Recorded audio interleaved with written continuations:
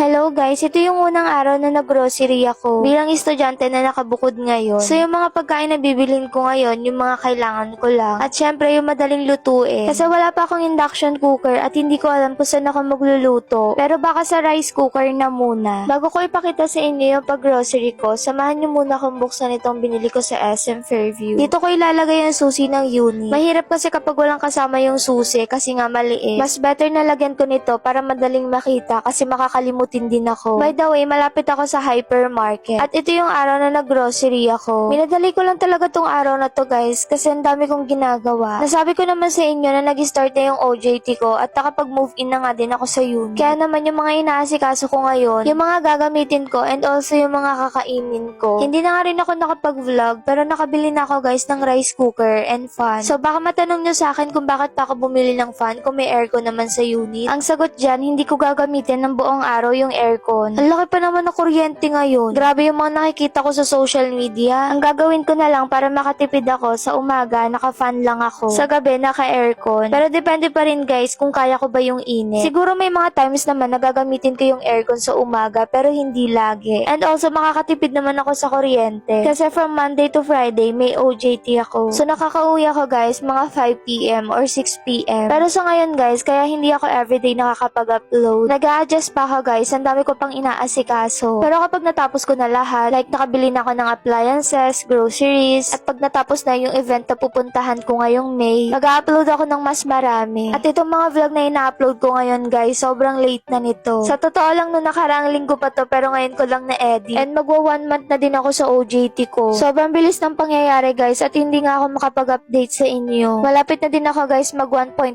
million followers sa Facebook page. Naalala nyo ba guys, may sinabi ako sa inyo na isa-celebrate ko yung 1 million followers ko. Hindi ko na-celebrate yan kasi ang dami kong ginawa. And also, ang dami kong pinaggastosan as in. Nagpa-renovate ako ng kusina, nagpa-renovate ako ng kwarto ko, nakapagbukod na ako. Kaya hindi ko alam kung paano ko pa isisingit yun. Pero kapag nagka-time ako guys, isa-celebrate ko yan kahit gano'n pa katagal. Kasi deserve ko na mag-celebrate kasi ilang taon kong pinaghirapan tong account na to. By the way, bibili ako ng induction cooker kung kailan dyan. Magpapasama ako kay JV kasi yung mga appliances mabigat. Yung pagbibilhan ko kasi tawid pa siya ng kalsada. Baka bumili din ako ng electric kettle. Meron nun sa unit pero ayokong gamitin. Mas gusto ko sarili at saka bago. Wala namang panghihinayang kung bibili ako ng mga bagong gamit kasi magagamit ko naman yan soon. Kung lumipat man ako ng bagong unit or bumalik man ako sa bahay, pwede ko yun madala at pang long term naman yun. Hindi lang naman yung electric cooker. Kasama na dun yung induction cooker, fan, rice cooker at iba pa. So yung budget ko today is 4K. Pero grabe tong grocery ko, umabot siya ng almost 3K. Wala pang masyadong pagkain yan ha, puro panlinis pa lang yan ng unit. Pumunta din ako sa Mr. DIY. Bumili ako ng plato, lunchbox, mangkok, kutsara, tinidor. Basta ito yung mga pinakakailangan ko. Yung unang araw ko kasi naka-paper plate ako. Tapos kumakain pa ako sa Uncle John's. Pero ngayon, lutong bahay na. Lutong bahay o lutong kondo?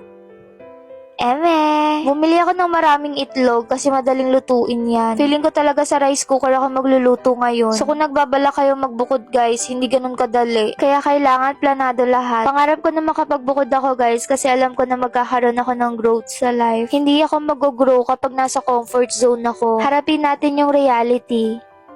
May mga delata din ako na binili guys. Pero next time wala na yan, bibili ako ng mga meat, isda, gulay, basta hindi delata. So nakabit na nga din yung wifi guys. Kaya sobrang happy ko. Kasi hindi ko na kailangan mag-load araw-araw. At makakapag-upload na din ako ng mga vlogs ko.